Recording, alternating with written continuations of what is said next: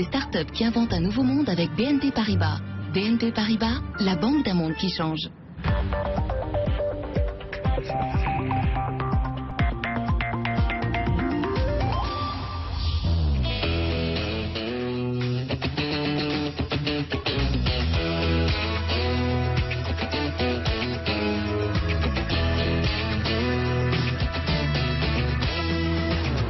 Le monde change et il change avec les startups.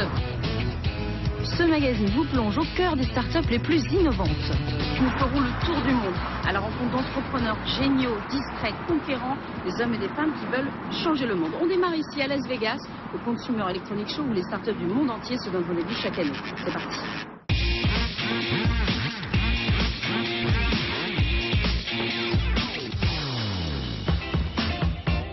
Me voilà donc lâché dans le plus vaste temple dédié à l'électronique, un Barnum, une gigantesque foire à l'innovation. Alors 75 582, c'est à l'opposé, on y va. Alors, il y a tout le monde ici. Les géants traditionnels du secteur, bien sûr, pour qui c'est le rendez-vous à ne pas manquer. Les Chinois, très présents. Mais moi, je cherche plutôt les petits, cette flopée de start-up qui profitent de cette incroyable vitrine pour faire parler d'elles. Et dans cet univers en pleine mutation numérique, elles bouleversent la donne. Et surtout, avec leurs innovations tous azimuts, elles viennent titiller les grandes, elles bousculent la hiérarchie. Bonjour Clément. Bonjour. On m'a dit qu'il fallait venir vous voir, que Print c'était génial. Allez, une petite dernière pour la route, Clément. Aujourd'hui, en fait, on prend des centaines, des milliers de photos sur Instagram, et plus on en prend, et plus ça perd sa signification. Et avoir une photo qu'on imprime comme ça sur papier, ça permet de la garder, et chaque fois qu'on la revoit, on se souvient du moment, et c'est ça qui est important pour nous. Nous, avec David, on est tous les deux de Polytechnique, et on a étudié à Berkeley, et en fait, c'est là-bas qu'on a commencé à travailler ensemble. On a choisi d'aller en Chine, à Shenzhen, donc c'est la Silicon Valley pour le hardware, et donc en 4 mois à peu près, on a dû faire évoluer notre prototype une dizaine de fois. Donc à chaque fois, on changeait le design, la partie hardware. Donc c'est comme ça, c'est par amélioration successive qu'on arrivait à ce produit-là. Quels sont les liens avec la Chine aujourd'hui, à l'heure où vous lancez sur Kickstarter du coup? Toute l'Asie, ça va être un marché très intéressant pour nous. On a hâte de voir ce que ça donne là-bas. Parce qu'on a rencontré des distributeurs qui nous disent, par exemple au Japon, ils ont des sortes de cabines photographiques, mais pour les jeunes, où ils y vont, ils prennent des photos, ils les impriment. Et donc ils se disent, ces distributeurs, que notre produit, ça pourrait remplacer à terme ces cabines-là. Alors question, Las Vegas sera-t-il au final un tremplin pour tous ces jeunes Français dignes représentants de cette French Tech?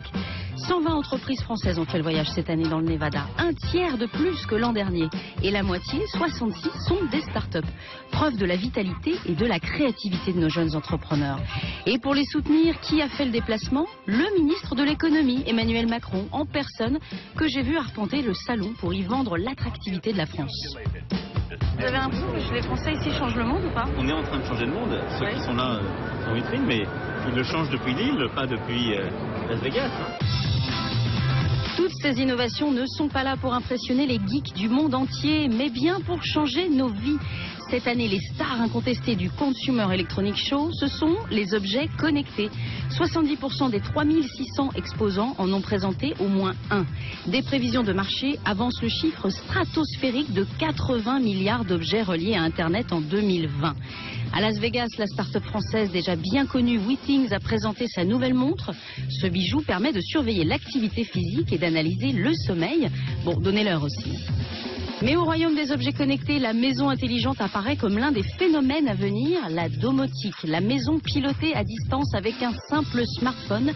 Les géants Google, Apple, Samsung et autres Microsoft sont déjà sur le coup, mais des startups comptent bien aussi avoir leur part du gâteau. Exemple avec l'une d'entre elles, Netatmo, qui développe des objets connectés. Elle a déjà récolté 5 prix ici au CES. Boulogne-Billancourt, Netatmo est en plein chantier. 70 nouveaux collaborateurs vont bientôt arriver. D'un seul coup, la start-up va doubler de taille. Pas de quoi impressionner Fred Potter qui vise un objectif, diriger 1000 salariés. Voilà, il va falloir prendre tout le bâtiment pour rentrer 1000 personnes, donc on a de la marge de progression devant nous. Ça, c'est votre moteur quand même, c'est d'embaucher, de faire du chiffre. C'est pas d'embaucher, c'est de faire grandir la société, de faire des produits sympas. Pour Potter, sympa, ça veut dire connecté. C'est l'obsession de cet ingénieur surdoué. À 40 ans passés, ce serial entrepreneur en est déjà à sa 3e société. La vente de sa première dans l'univers du téléphone par Internet a rapporté 80 millions d'euros. Après avoir participé au début de l'aventure WeThings, il est donc à la tête de Netatmo depuis 2012. Premier coup gagnant, il imagine d'emblée la station météo connectée pour consulter les prévisions et les données sur son mobile. Un an plus tard, il innove avec ce thermostat toujours connecté qui permet de piloter son chauffage à distance depuis son smartphone. 25% d'économie d'énergie assurée. Sa marque de fabrique, se différencier à tout prix. Si vous avez un produit ordinaire le même que tout le monde et que vous vendez la même chose que tout le monde, c'est compliqué d'exister. Donc il faut faire des produits différents, avec des vraies qualités intrinsèques. Et quand vos concurrents asiatiques ils veulent le copier, ils le démontent, ils ne comprennent pas comment ça marche. C'est ça qu'il faut faire. La domotique s'appuie donc sur ces dernières innovations et les nouvelles technologies. Comment rendre la maison plus confortable, plus sûre, plus autonome, avec des capteurs, des ondes et une télécommande qui dirige tout à distance. Aussi bien l'ouverture des volets que l'éclairage, l'activation des appareils électroménagers et des caméras de surveillance. Alors tout ça coûte encore très cher, mais les prix devraient être divisés par 2 d'ici 3 ans. Et le marché, lui, multiplié par 3. D'où l'appétit de Google qui vient de réaliser sa 3e plus grosse acquisition en 2014 en rachetant 3 milliards de dollars la start-up Nest qui fabrique notamment un thermostat connecté. La domotique est en pleine effervescence et tiens, Netatmo n'est pas tout seul sur le marché. Si vous n'aimez pas la compétition, il ne faut pas venir dans le consumer électronique. Il faut faire notaire et puis empêcher vos anciens collaborateurs de s'installer. Mais le consumer électronique, c'est compétitif, il y a de la compétition. Aujourd'hui, c'est Google. Demain, ça sera peut-être Samsung. Voilà, ça ne nous fait pas peur. Si on avait peur, on ferait autre chose. Fred Potter a débarqué à Las Vegas avec 20 de ses collaborateurs. 4 jours devant eux pour faire le tour de tous les clients et fournisseurs mondiaux. Ça, faut le faire, hein. C'est pas banal. C'est l'Amérique. Le secret était bien gardé. Potter va encore une fois profiter de cette vitrine pour épater la galerie high-tech. Voilà en avant-première mondiale son nouveau bijou d'innovation, la caméra Wellcome. Il y a plein de produits de caméras connectées à Internet qui sont tous des produits ordinaires et nous on arrive avec un produit qui est clairement en rupture avec une vraie innovation qui est la technologie de reconnaissance faciale. Derrière Wellcome se cache en fait une webcam de salon connectée capable de reconnaître ceux qui sont filmés. Elle peut ainsi très facilement identifier un visage préalablement enregistré, idéal pour savoir que votre enfant est bien arrivé à la maison. A l'inverse, elle peut aussi détecter un visage étranger et vous le signaler via un message. La caméra est capable d'enregistrer à distance et de conserver les données. Bref, elle surveille la maison, mais aussi la famille. Fred Potter sait très bien que l'accueil réservé par la presse est déterminant pour le lancement de sa pépite. Alors, il fait le show. So we're doing it in 60 seconds. 60 seconds. 60. 60. Now, Hi, Rachel. Netatmo.com. Netatmo.com. P-O-T-T-E-R. Paris gagné encore une fois pour le sorcier Potter. Sa caméra a bluffé Las Vegas. Le CES lui a décerné 4 récompenses. Tous les objets qui contribuent à la sécurisation de la maison ont la cote auprès des foyers et le marché est universel. Faire un produit connecté à Internet, c'est exactement comme faire un film au cinéma. Il faut que la photo soit belle, que les grands rôles soient de qualité, que les seconds rôles soient aussi de qualité, que le scénario soit sympa. Et si vous ratez un seul de ces éléments, le spectateur qui va au film, il dit c'est nul. Hein, il va dire c'est un nanar, ne va pas le voir. Un objet connecté à Internet, c'est pareil. Il faut que la boîte soit belle, il faut que le design soit beau, il faut que le produit soit utile, il faut qu'il touche le consommateur dans quelque chose qui lui apporte de la joie, même dans un thermostat. Et si vous ratez un seul de ces trucs-là, à commencer par le design, vous en vendez pas un. Coller au basque de Fred Potter durant 4 jours au CES est un exercice éreintant. Toujours à fond, passionné, jamais blasé. À 43 ans, ce papa de 3 enfants, déjà créateur de 3 boîtes, est complètement à l'aise dans l'écosystème des startups où tout est précaire, rien n'est pérenne, bref, où tout est possible. Notre industrie, on voit quand même très bien ce qui va se passer. Notre industrie va se concentrer. Donc, soit il faudra acheter les autres, soit il faudra être acheté par les autres, suivant son rapport de force, mais on ne va pas rester avec 10 000 startups objets connectés en France, c'est pas possible.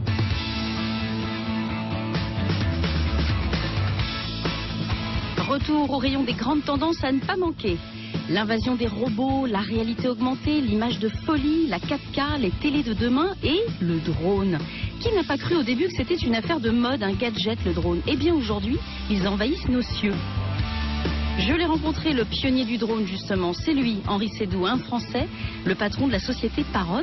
Il a déjà vendu 700 000 exemplaires de son dernier bébé. Quel est l'objectif de lancer comme ça des nouveaux drones?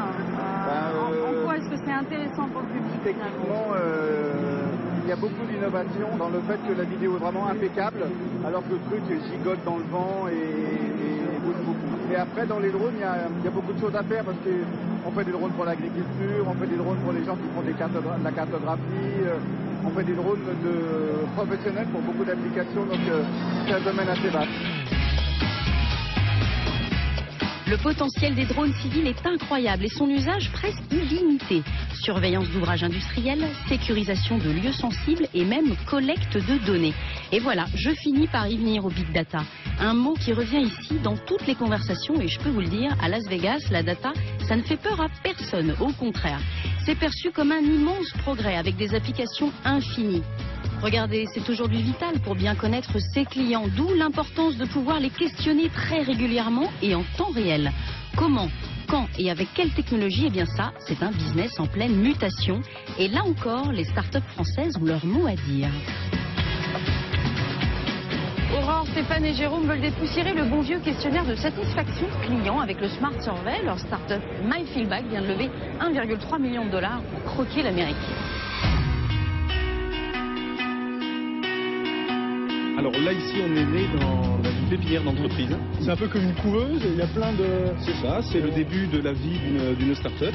Et il y a plein de start-up avec nous, donc voilà, il y a une émulation aussi, non? C'est ça, on est une quinzaine, il y a une émulation, c'est à celui qui en sortira le plus vite, parce que c'est ça, le but, c'est de ne pas y rester. Ça vous rappelle les souvenirs, hein? Et nos anciens bureaux, c'est ici, il y a quelques temps. Là, ils ont fermé, il n'y a plus personne. Eh oh! Donc c'est votre boulot, vous couvez les start-up. C'est un joli bébé. Je parle pas de Stéphane, je parle de MyFeelback. Hein. Bien sûr, c'est une des très belles pépites qu'on a eu l'occasion de développer. C'est aussi un exemple pour les autres sociétés qui démarrent et qui viennent nous voir en disant je veux faire mon MyFeelback. Donc la chaîne continue. Fini le temps du biberon, la start-up a emménagé à 150 mètres de sa pépinière. Désormais, elle se débrouille toute seule, elle embauche, 9 salariés déjà, bientôt 13, et ce n'est pas fini. L'équipe a moins de 30 ans de moyenne d'âge, aux manettes, un trio donc, Aurore Beunier, 27 ans, celle par qui tout est arrivé, Stéphane Contrepoix, 45 ans, le boss, et Julien Oreg, le geek. Comment c'est né cette histoire de MyFeelback? Je crois que c'est quand même la fille qui a tout déclenché. Ouais, c'est ça. En fait, j'ai rencontré Stéphane et Julien sur un concours de start-up à Toulouse. Donc, c'est le Startup Weekend, c'était la 2e édition. Un peu comme la Starac? Ouais, c'est un peu ça. Ouais. C'était en mai 2011 et en fait, le principe, c'est de venir pitcher une idée et puis ensuite de former un groupe qui allait travailler sur cette idée pendant tout un week-end. C'était quoi votre idée géniale? Alors, l'idée, c'est de permettre à tout le monde de faire un feedback sur un objet avec son téléphone mobile et de capter de la donnée déclarative, donc via des questionnaires, mais aussi des données contextuelles, comme la géolocalisation par exemple. Et à la fin, il y a un jury qui dit... Et à la fin, il y a Exactement, il y a un jury d'une quinzaine de personnes, d'experts sur le sujet, qui ont dit que le meilleur projet de ce week-end, c'était le nôtre. L'idée de départ a évolué, MyFeelback mise tout sur le Smart Survey, autrement dit le questionnaire intelligent qui ringardise le questionnaire basique de satisfaction. Ses concurrents sont les instituts de sondage et les call centers, mais MyFeelback a un temps d'avance grâce à son innovation. Un logiciel canon qui permet en temps réel, au bon moment, de sonder les clients de façon pointue et personnalisée. En France, on est à l'élite de ce concept du management de feedback. Oui, non, mais c'est totalement ça. Ça n'existait pas avant. Donc, on remonte 3 ans en arrière. Donc, il y a 3 ans en arrière, il n'y avait pas de logiciel. C'est ce qui a fait qu'on a monté ce projet. C'est qu'il n'y a pas de logiciel. Soit on est à côté de la plaque, soit lorsqu'on va voir un client, il nous dit, tiens, c'est pas bête ce que tu fais, on va le mettre en œuvre. Et l'élément déclencheur de la création de la société, c'est le premier client. Le premier client qui dit, si votre outil fait vraiment ce que vous me dites, moi je signe. Et dans la foulée du CNRS, le premier client, le logiciel a séduit ERDF, GRDF, Airbus, SNCF, BMW, Orange, etc. MyFeelback met donc cet outil à la disposition de ses clients pour nourrir leur base de données notamment. à eux, de leur côté, d'identifier les bonnes questions. Savez-vous ce que Tom veut? Des nouvelles baskets ou encore Robin? Quel type de maison souhaite-t-il acheter? Mais au fait... Avec ces questionnaires malins, la start-up se lance à l'assaut du business de la relation client, l'un des principaux enjeux des entreprises. Dans un univers de plus en plus concurrentiel, il est vital pour les marques de s'adapter aux nouveaux désirs des consommateurs pour personnaliser au maximum l'offre. Cela implique de sonder et de questionner les clients à chaud. Ces questionnaires intelligents démontrent aussi leur efficacité. Ils génèrent 5 fois plus de réponses que les sondages classiques. Or, ces données sont une mine d'or lorsqu'on sait que près d'une entreprise sur 2 manque de repères pour cibler ses opérations marketing. Le marché est donc très prometteur. 8 milliards d'euros dans le monde à l'horizon 2018. Tout l'enjeu pour les entreprises aujourd'hui, c'est de capter du feedback à chaud. Vraiment, c'est de capter un feedback qui va être dans le contexte d'utilisation d'un produit, d'utilisation d'un service. C'est ça qui a extrêmement de valeur pour les entreprises. Et il y a des nouvelles technologies qui sont en train d'arriver, ou qui sont déjà arrivées, notamment le beacon, qui permet de déclencher des notifications sur un smartphone en fonction d'une géolocalisation interne. Ça, c'est des choses extrêmement innovantes qui vont nous permettre, par exemple, de proposer à une chaîne de magasins tout entière de déclencher des questionnaires de satisfaction alors que la personne vient de réaliser un achat. Depuis sa naissance en 2011, MyFeelback frise la crise de croissance, plus 200% en 2014. Alors ça donne des idées aux 3 franchises à l'accent du Sud. La conquête de l'Ouest. Ils ont d'abord ferré le grand cabinet médical Johnson & Johnson. Et voilà que MyFeelback s'installe à New York, à un petit bureau à côté de Wall Street, pour s'attaquer aux 20 millions de PME américaines. Vous n'avez pas les yeux plus grands que le ventre ? Alors, de l'extérieur, on pourrait voir ça. Il faut voir qu'on est dans le numérique et dans le web. Et dans le web, le marché est mondial immédiatement. On n'a pas besoin d'avoir une zone de chalandise départementale ou franco-française, monopays. On a de suite l'accès au marché mondial. Et pour nous, le marché le plus dynamique, c'est plutôt le marché américain. Alors votre cheval de Troie pour aller attaquer le marché américain, hein, c'est Romain Callot. Vous sentez que ça mord là-bas aux États-Unis? Ça mord, ouais. Ça mord. De toute façon, le démarchage a démarré il y a plus d'1 an déjà.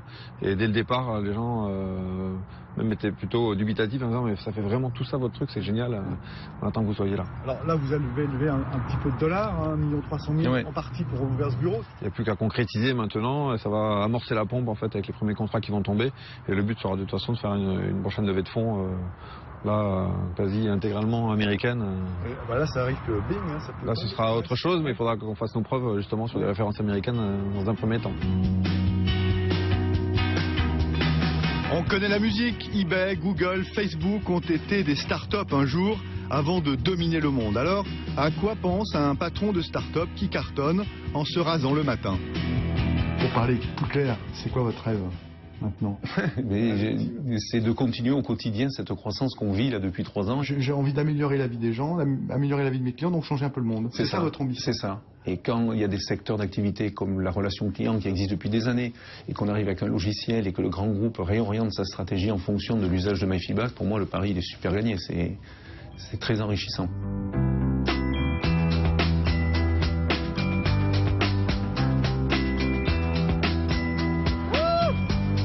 Cocorico, donc cette French Tech a fait fureur ici, mais n'oublions pas les autres. Dans l'écosystème des startups, il y a un pays qui ne pouvait pas être absent de ce gigantesque salon. C'est Israël, la Startup Nation du Proche-Orient. Partons justement à la rencontre de Lacoon, une startup de Tel Aviv qui a développé un système qui neutralise les attaques de hackers sur les appareils mobiles. C'est un enjeu planétaire. La réussite de Lacoon intéresse justement les grandes sociétés américaines. Escale à Tel Aviv et à San Francisco. C'est parti. Rendre visite à la start-up Lacoon à Tel Aviv, c'est se plonger dans l'ambiance d'un film d'espionnage moderne, où les vieux gadgets de James Bond auraient disparu au profit des smartphones. Et oui, le mien, le vôtre, les nôtres. Fin 2015, il y en aura 2 milliards dans le monde. Ils sont déjà la cible de 100 000 attaques par jour. Tenez, Ohad et Emmanuel, 2 des patrons de Lacoon. Ils auraient pu être hackers ou bien cyberespions. Car si vous leur confiez votre téléphone, en quelques minutes, ils sont capables de détruire vos données et de s'emparer de vos secrets industriels. Ni vu, ni connu. Démonstration. Ce jour-là, Ohad récupère sur Internet une application, n'importe laquelle. Il en fabrique un clone, mais un clone malicieux, qui va s'infiltrer dans votre mobile. À partir du moment où le hacker a réussi à vous faire télécharger son application, il peut agir sur votre appareil et il peut tout faire avec. Il a accès à vos messages écrits, à votre agenda. Imaginons qu'il remarque qu'il y a une réunion importante aujourd'hui, par exemple une réunion sur une fusion, sur une acquisition ou sur une vente. Il peut alors utiliser le micro intégré à l'appareil afin d'enregistrer la réunion dans la pièce même où elle a lieu.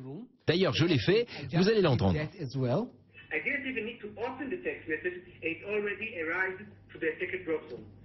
En gros, on peut tout faire avec l'appareil. Utiliser la caméra, recevoir les mails, on peut faire absolument tout ce qu'on veut sans faire apparaître aucun message d'erreur.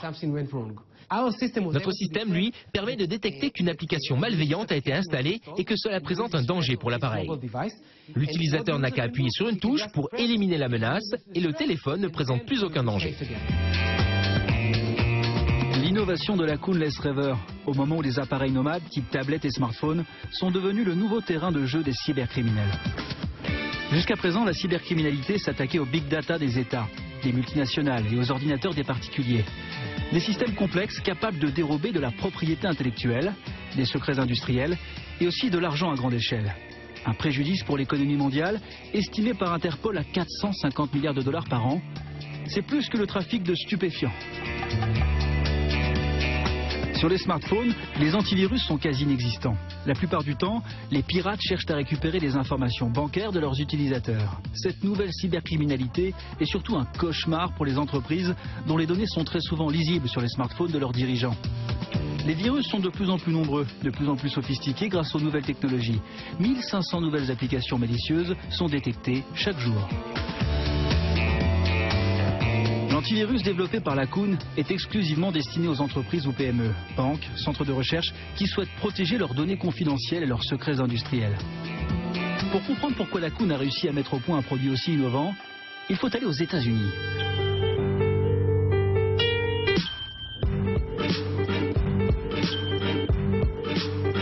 Voici Michael Choloff, le cofondateur de Lacoon Security, un génie de l'informatique. À 6 ans, il commence à programmer. À 16, il crée sa première start-up. Et comme la plupart des Israéliens, c'est au sein de l'armée qu'il s'est formé durant ses 4 ans de service militaire, dans l'une des plus prestigieuses unités, la 8200. Unité d'élite spécialisée dans le renseignement et la protection des données. Quand on arrive, on a 18 ans et on a parfois une expérience dans le commerce ou quelques connaissances. Mais cela permet de les multiplier par 10 ou 15. En très peu de temps, en 4 années, alors qu'on est encore très jeune, on est mis face à des technologies de pointe et on doit les comprendre et les utiliser. De plus, les projets sont très ambitieux. Je pense que ça a été une chance unique pour moi de faire mon service là-bas. Sans cette expérience, nous n'en serions très certainement pas où nous en sommes aujourd'hui. Michael s'est installé sur la côte ouest pour conquérir le marché américain de la cyberdéfense, estimé à 62 milliards de dollars en 2019. Un marché en pleine mutation avec le succès des smartphones. Les technologies mobiles de la communication et de l'information vont exploser. D'ici 1, 2, 3 ou 4 ans, tout le monde utilisera ces appareils mobiles comme ordinateur principal. Dans les banques, les banquiers se connecteront au système de communication depuis un appareil mobile. Les employés d'un constructeur automobile surveilleront le travail des machines en traversant l'usine munis de leur iPad. Ça arrive même plus vite que nous le pensions. Lacoon s'impose déjà comme le leader du marché mondial. Mais sur sa route, Lacoon risque bien dans les années à venir de croiser également des concurrents, encore des startups israéliennes. Ce ne sera pas un hasard, car l'État hébreu est devenu le royaume des startups technologiques. Pays à peine grand comme 3 départements français, Israël vit une sorte de miracle high-tech. Chaque année, près de 500 startups y sont créées. 63 sont cotées au Nasdaq, c'est plus que dans toute l'Europe. La France en compte une seule. Alors, quelle est la recette du miracle israélien? C'est en fait un cocktail, avec d'abord l'armée, qui fait donc office d'incubateur, puis des aides gouvernementales. L'État consacre 5% du PIB à la recherche, et enfin, cet esprit si particulier, celui des premiers colons. Ce pays est très jeune. Il a eu à combattre, disons, ses ennemis de tous les côtés. Imaginez-vous qu'ici, il y a 50 ou 60 ans, il n'y avait rien. Je crois que c'est l'association de la culture juive et de la culture israélienne qui a créé cet esprit d'entreprise qu'on trouve en Israël. Israël, nouvel Eldorado des investisseurs du monde entier. Apple, Google, Facebook ou Yahoo font leur course à Tel Aviv pour être le premier à dénicher la pépite du web sur laquelle investir. Ce sera peut-être la Coon Security. C'est en tout cas le rêve de ses fondateurs. Pour ma part, je pense qu'une introduction en bourse au Nasdaq est un but accessible. C'est très ambitieux, mais je crois que c'est un rêve que nous pouvons réaliser. La Coon a installé son siège dans le quartier des Diamantaires. Un quartier historique de Tel Aviv construit par les colons d'Europe de l'Est où start-up et artisans bijoutiers cohabitent. Signe du destin, ces pépites économiques sont la nouvelle richesse de la terre promise.